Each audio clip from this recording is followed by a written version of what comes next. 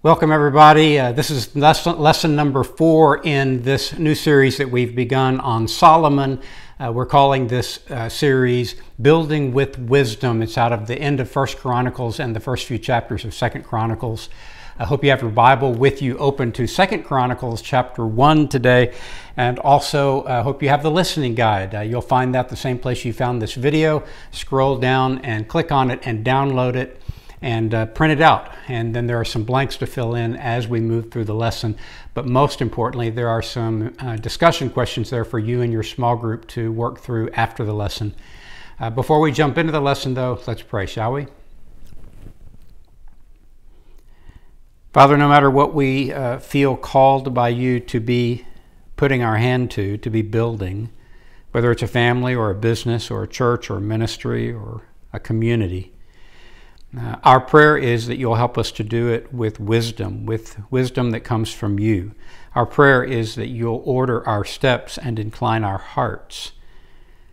Father, our prayer is that you'll use times like these when we gather together around your word to give us wisdom, to shape us and form us, and to change the way we see ourselves and each other and you and the world around us, and help us to see all of that through your eyes. Use this time to bring about that kind of transformation in our lives, Lord. We love you, we love your word, and we pray all of this in Jesus' name. Amen. It's been a great study so far. We're looking at building with wisdom, whatever it is that we feel like God has called us to build. In this case, they're building the temple, Solomon's temple, the temple that Solomon built as the house of the Lord, a place of worship. But in our case, it could be any of a number of things, and we're just asking, what does it look like to build with wisdom? Today's lesson, we're actually drilling down into that word wisdom and asking what is that? What does it mean? And most importantly, what's the difference between wisdom that comes from God and wisdom that comes from the world? Reminder that the idea of being careful how we build is not just an Old Testament concept. It's in the New Testament as well in several places, and we're going to look at other places today. One of the places we've talked about, though, each week is in 1 Corinthians chapter 3, where Paul is talking to that church in Corinth, which he helped to start. And what he says to them is, you are God's field, God's building. According to the grace of God given to me, like a skilled master builder, I laid a foundation, and now someone else is building on that foundation. Let each one take care how he builds upon it. The foundation of anything that God calls us to build is Jesus. As Christ followers, the foundation, our identity is first and foremost in Christ. And then how we go about building matters to God, and building with wisdom is what this unit is all about. There is a difference, isn't there, between wisdom that comes from God and the world's wisdom. Let's call it godly wisdom and worldly wisdom. I think it's important that we say that up front as we dive into today's passage, because today's passage really does teach us how to distinguish them. What is the difference between godly wisdom and worldly wisdom? Solomon would eventually give us entire books of the Bible that we call the wisdom literature. Books like Proverbs and Ecclesiastes, and filled with so much eternal truth and so much godly wisdom. And so what is the difference between that kind of wisdom and the wisdom that we might glean when we get an education, when we research, when we find wise people in our lives to learn from, and from here in this world? What is the difference between those kinds of wisdoms? That's what we're going to get into today. Solomon's wisdom was extraordinary. I mean, it really did stand out in the world, even at his time, but even in our time as well today. It was tied to these deep-seated, eternal truths that continue to play out in our world, no matter what the cultural sways are, and no matter what the world looks like around us at any given moment. These eternal truths continue to play out. That's the kind of godly wisdom that we're talking about. It's different from what the world teaches. The wisdom from the world changes from season to season, from one scientific discovery to the next. The wisdom of the world once said that the world is flat. And then that same wisdom of the world changed its mind and said, no, the world is round. The wisdom of the world once said that if we put leeches all over our bodies, they would literally suck disease out of our bodies. And then the wisdom of the world said, well, maybe that's not actually accurate. The wisdom of the world is constantly shifting and changing as we come to understand better the things around us. But the wisdom of God is eternal. And that's what we're going to be looking at. When we talk about building with wisdom, we want to be building with godly wisdom, building with that kind of wisdom. So I hope you have your Bibles in front of you, open to 2 Chronicles chapter 1. Let's just start reading. Remember, we are picking up in the story now. David has handed the throne over to his son Solomon. Solomon is now taking over as the king of Israel, and 2 Chronicles begins with Solomon's reign. Here's what it says. Solomon, the son of David, established himself in his kingdom, and the Lord his God was with him and made him exceedingly great. Let's just stop just after that first sentence alone and kind of unpack this a little bit. What does it mean when it says he had established himself in his kingdom? In ancient days, and this is probably true in some countries today where the throne changes from time to time and there's a monarchy in place, for a king to establish himself in his kingdom is, among other things, it's another way of saying it is the dust has settled. And by that I mean anytime there's a change, then there is an immediate looking at who are my enemies that I need to take care of and make sure they're not going to cause a revolution and take this throne from me. And so when in ancient times, when we see words in Scripture talking about ancient monarchies and it says he had established himself in his kingdom, that's what it's talking about. Identifying who the enemies are, identifying who the possible competition for the crown is, and some way, somehow resolving all of that. And we see that in 1 Kings chapters 1 and 2, as David hands the throne over to Solomon, there are some loose ends to tie up, so to speak. There are some enemies of David who, as soon as this happened, everyone knew were going to become a problem for Solomon, and Solomon had to deal with those. And so we see in 1 Kings, when you go back and look at this same story told in 1 Kings, we see in chapters 1 and 2 that what it means, what this is talking about in this short phrase, he established himself, all the details. There were specific individuals that had an account owing, so to speak, in one way or another to King David, and that had to be dealt with one way or another in order for Solomon to step in. That's what Scripture means when it says he established himself in his kingdom. There are a couple of aspects of it. Number one, I've dealt with. He dealt with David's enemies. But number two, we also know from reading 1 Kings that he began immediately establishing a regular discipline of worship, a regular discipline of offering sacrifices. Now, they didn't have the temple yet to offer sacrifices to, and the presence of God, so to speak, was actually divided into two different locations. There was Gibeon, where the tabernacle stood, which was the tent of meeting, and the bronze altar and everything in the tabernacle that had been brought through the wilderness. It ended up in Gibeon and had stayed in Gibeon. But then there's the Ark of the Covenant, which there's some really interesting stories about the travels of the Ark of the Covenant after the people took over the Promised Land, and it got stolen by enemies, and then they didn't want it and they sent it back, and then it stayed in the home of a priestly family for some 20 years. And then David brought it from there to Jerusalem.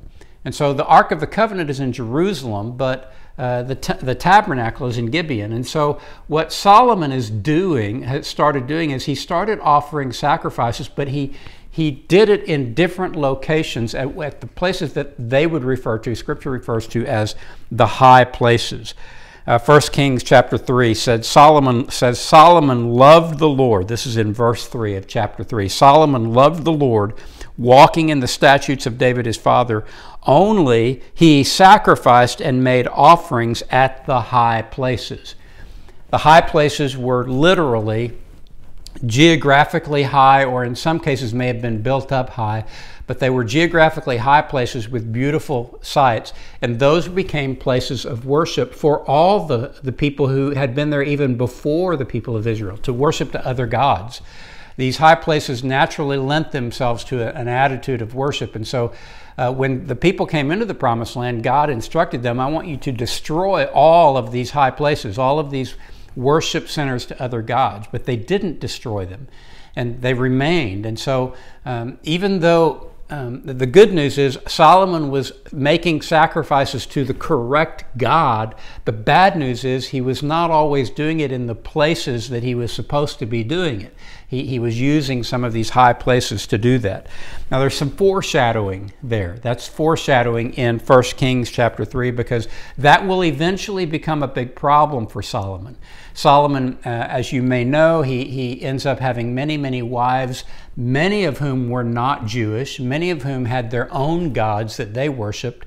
And in order to appease those wives, Solomon allowed them to worship in these various high places around the country later in his reign. And that would become a big issue between him and God. So this is a little bit of foreshadowing for that. For now, he was worshiping the right God. That's the good news, just not always in the right place. And David had obviously set him up spiritually to do this well. He helped set him up to succeed spiritually. David had obviously taught Solomon about the God of Abraham, Isaac, and Jacob. He had obviously taught him what worship looks like, what sacrifices need to be made. David had instilled all of that in Solomon, so Solomon was living out the faith of his father in that regard. He had learned about God from David, and that's such an important concept when we begin to look at godly wisdom and where does it come from. There's an important aspect of godly wisdom as a kind of wisdom about the God of the universe that is passed down from one generation to the next. We see David, through the way he had taught Solomon, we see him setting up the whole next generation to be able to worship well. If you have your listening guide, let's fill in the first blank on your listening guide now. With all the talk today about setting up the next generation for success, what could be more important than helping them succeed spiritually? How are you contributing to that need? One of the differences between godly wisdom and worldly wisdom is godly wisdom has been passed down through the centuries, through the ages, from one generation to the next, and will continue to be so. It doesn't change. It's the same wisdom that our fathers and grandfathers and great-grandfathers and great-great-grandfathers understood about God, and has been passed down through the centuries. So what happens next is we see an example of when Solomon gets it right, when he gets the worship right. He goes to the right place and does it the right way, beginning in verse 2. Solomon spoke to all of Israel, to the commanders of thousands and of hundreds, to the judges and to all the leaders in all Israel, the heads of fathers' houses. And Solomon and all the assembly with him went to the high place that was at Gibeon. This is where the tabernacle was. For the tent of meeting of God, which Moses, the servant of the Lord, had made in the wilderness, was there. But David had brought up the ark of God, the ark of the covenant, from Kiriath Jearim to the place that David had prepared for it, for he had pitched a tent for it in Jerusalem. So the writer of Chronicles is just letting us know that they'd been separated at this point. Moreover, the bronze altar that Bezalel, the son of Uri, son of Hur, had made, was there before the tabernacle of the Lord. So the bronze altar was right where it was supposed to be, in the tabernacle of the Lord, before you get to the tent of meeting, the Holy of Holies. And Solomon and the assembly sought it out. And Solomon went up there to the bronze altar before the Lord, which was at the tent of meeting, and offered 1,000 burnt offerings on it. He worshiped to the right God in the right way at the right place. Everything was as it was supposed to be.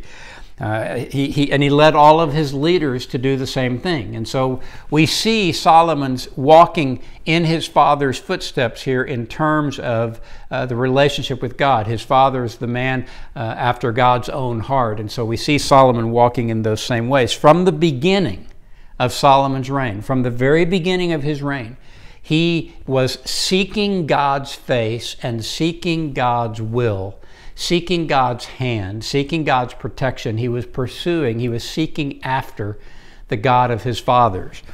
What does this look like for us today? We talk about we need to have godly wisdom, and godly wisdom comes from this heart of worship. Does that mean we need to go find the right place and make 1,000 burnt offering sacrifices today in order to have godly wisdom, in order for that godly wisdom to come out of this heart of worship? Yes and no.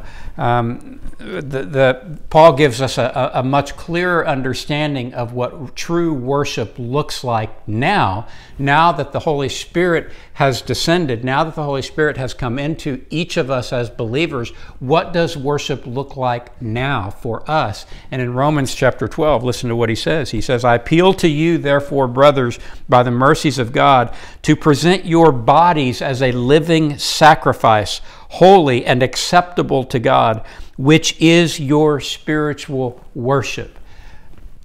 Do not be conformed to the ways of this world, but be transformed by the renewal of your minds, that by testing you may discern what is the will of God, what is good and acceptable and perfect." So what the Apostle Paul helps us understand is the way to godly wisdom through a worshipful heart has changed now from the offering of sacrifices, which was the way before people had access, free access to the Spirit living in them. That was the way you came into the presence of God. What Paul is letting us know now is you've got the Spirit of God living in you now. The Spirit of God is now living in you. So it's no longer about the letter of the law as much as it is about the very Spirit who gave us the law is living in us. And how we approach and come into the presence of God now is different. Now we are the sacrifice.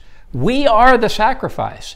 We are the temple and we are the sacrifice. The Spirit of God living in us calls upon us to surrender ourselves over and over and over again to the will of God. And so what Paul is telling us here is every single time in my life when I make a decision or a choice that subordinates my desires and my will in order to have God's desires and God's will in my life. Every time I make a choice or a decision to do that, that is an act of worship. Paul says that is your spiritual act of worship.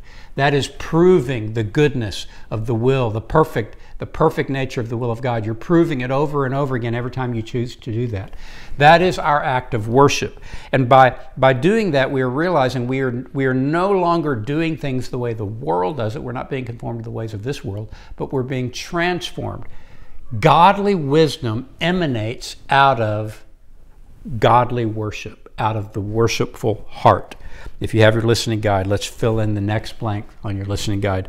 Refusing to be conformed to the ways of this world, but allowing God to transform us by changing how we think about Him, ourselves, and others. This is the essence of worship.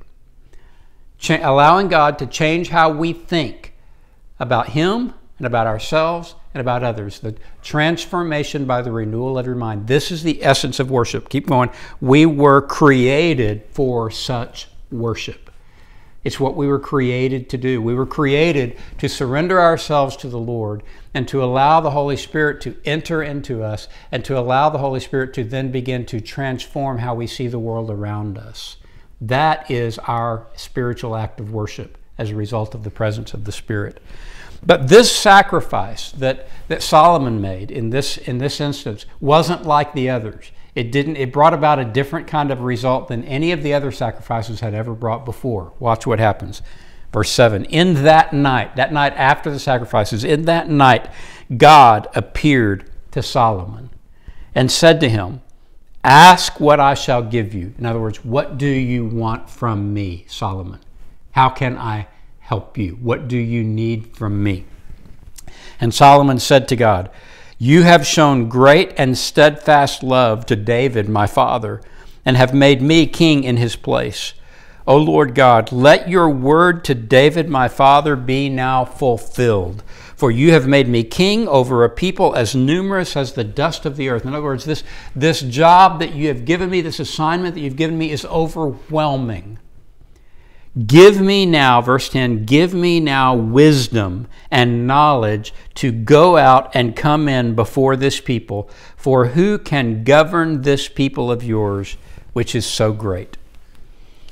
And it was the right answer, wasn't it? It was the right answer. The wisdom Solomon actually had the wisdom to ask for wisdom.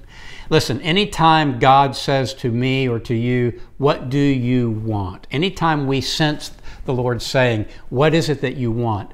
Stop and realize this is always a test. Listen, God already knows the answer to that question, what he wants in asking us that question, what he wanted Solomon to come to understand, and what he wants you to understand when he asks you that question is, he wants you to hear yourself say out loud what it is you want. He already knows the condition of your heart.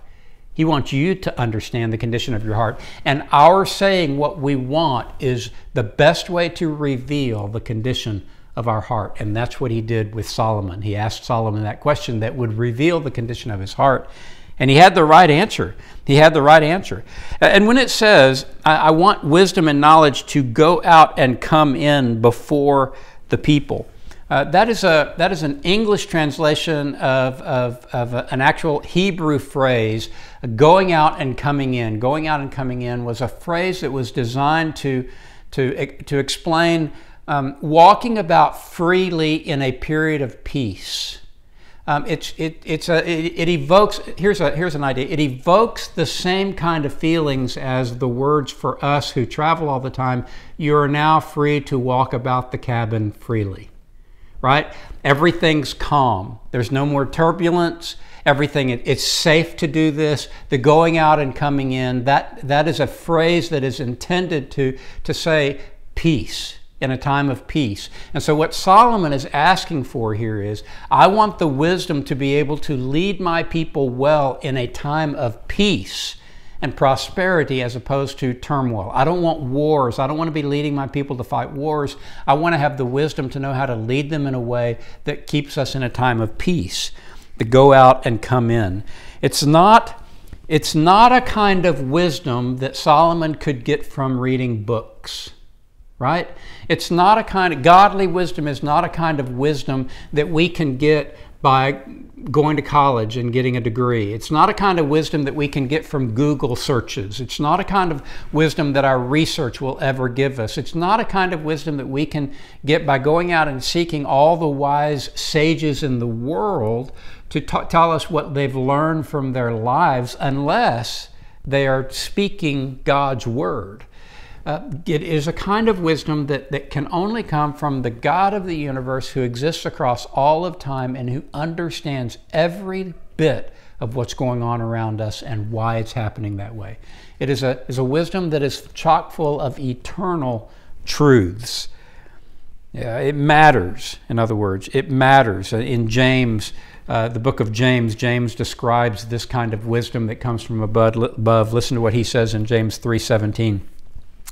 But the wisdom from above is first pure, and then peaceable and gentle and open to reason, full of mercy and good fruits, impartial and sincere. And a harvest of righteousness is sown in peace by those who make peace. You see, building with wisdom means building with this kind of wisdom. Peaceable, gentle, open to reason, full of mercy and good fruits, pure, impartial, sincere. That's what godly wisdom that comes from above looks like. And I think you'll agree, that looks pretty different, doesn't it, from worldly wisdom, from the kind of worldly wisdom that we see on social media or that we read in the newspapers. It's a completely different kind of wisdom. So it matters where we get our wisdom, whether it's wisdom from above or wisdom from the world. If you have your listening guide, let's fill in the third statement on your listening guide now. Godly wisdom is characterized by choices that glorify God and by peaceable relationships. That's what Pastor James in James 3:17 tells us. By peaceable relationships with others. Worldly wisdom is different from that. Choose godly wisdom.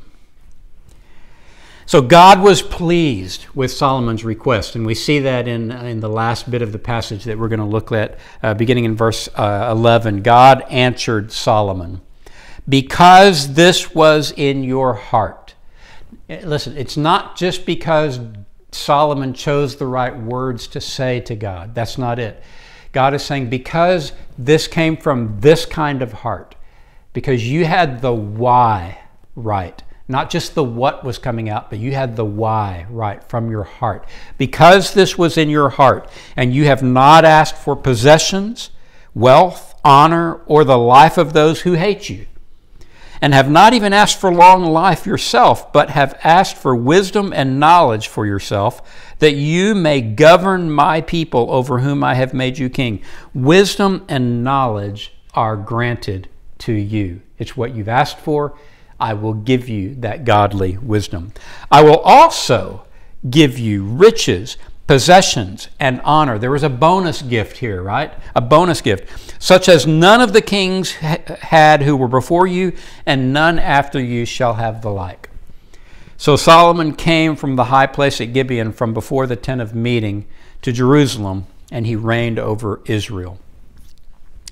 This wisdom that God gave came to Solomon with extravagance. Not only did God said, not only am I going to give you more wisdom than the world has ever seen in anybody, but I'm going to give you wealth and resources, and I'm going to give you a period of peace in your country and your nation is going to be this bright light on a hill that all the world will be able to see. I'm going to give all of this to you because of where your heart is right now, my son Solomon. This wisdom came with extravagance. Again, back to Pastor James, the book of James, the writing of Pastor James is so important to us about wisdom. It is some great thoughts on wisdom. And listen to what James says in James chapter 1, verse 5. He says, if any of you lacks wisdom, let him ask God, here it is, who gives generously to all without reproach, and it will be given to him. So even Pastor James recognized, when you ask God for wisdom, if it comes from the right heart, if you're asking him for the right reasons, he will give with extravagance that wisdom. It pleased God that Solomon wasn't thinking of himself, rather he was thinking of others. These people that you've given me to rule, there are so many of them. This is such an important assignment. I want to love them well. I want to rule well. I want to be the kind of king they need me to be. Help me have the wisdom to do that. God said, that's exactly the right heart. You've got a heart that is turned outward towards my people as opposed to turned inward towards yourself. That's the heart that God's looking for. It's exactly what Solomon's father, David, had prayed for him. Remember that last week? David prayed for the hearts of the people, but he prayed for the heart of Solomon. He said, God, give him a heart that is like your heart, that sees the world the way you see the world, that desires the things that you want. Give him that kind of a heart for you, Lord. And David prayed that, and God answered that prayer by giving him the right heart to ask for the right thing when God came to him and asked him this question. And it wasn't just what he asked for wisdom, but it was why he asked. Notice what God said here, because you did this for my people. You asked for wisdom not because you wanted to be revered and awed as this wise person. That's not why he asked for the wisdom. He asked for the wisdom in order to help these people well, in order to love them well, the wisdom to know what good leadership for them would look like. That's why he asked for it. It was for their benefit, ultimately, not for his own benefit. And because of that, he got it right. If you have your listening guide, let's fill in the last blank on your listening guide. Gradually aligning our hearts with God's has something to do with what we ask him for, and perhaps even more to do with why we are asking. Why are we asking for that? God, give me wisdom. God searches the heart to see, why is it that you want wisdom? Are you wanting wisdom so that you'll be the smartest person in the room and everyone will think you're awesome? Or are you wanting wisdom so that you can love well the people around you? Why are you asking for wisdom matters to God. And so when we talk about godly wisdom, let's just review what we've looked at today. When we talk about godly wisdom or wisdom that's from above, we're talking about a wisdom that comes from a spirituality that has been passed on from generation to generation to generation through the ages. There is a long-standing truth that is based on an eternal truth that goes well all the way into eternity. There is this long-standing, it's been passed on from generation to generation. We're talking about godly wisdom. We're talking about a wisdom that is born out of a heart of worship, a heart that says, I want what you want, God, not what I want. I'm going to sacrifice what I want at the altar of seeking what you want. And so every time we do that, it's an act of worship. And those acts of worship, that regular discipline of seeking the will of God and doing the will of God, that regular discipline is what will give us more and more wisdom, godly wisdom. Godly wisdom is characterized then by gentleness and by humility and by peaceable relationships with others. That sets it apart, frankly, from the world's wisdom. Peaceable relationships with others. And then lastly, godly wisdom is there for the asking, for Christ's followers. It's there for the asking, but why we're asking for it matters. The why matters as much or more than the what we're asking for. Godly wisdom, building with godly wisdom. That's what this lesson is all about. I'm loving these lessons. I hope you are as well. Next week we will continue right here where we've left off. I will be right here waiting for you. In the meantime, I hope you have a blessed week. I love you guys, and we'll see you next week.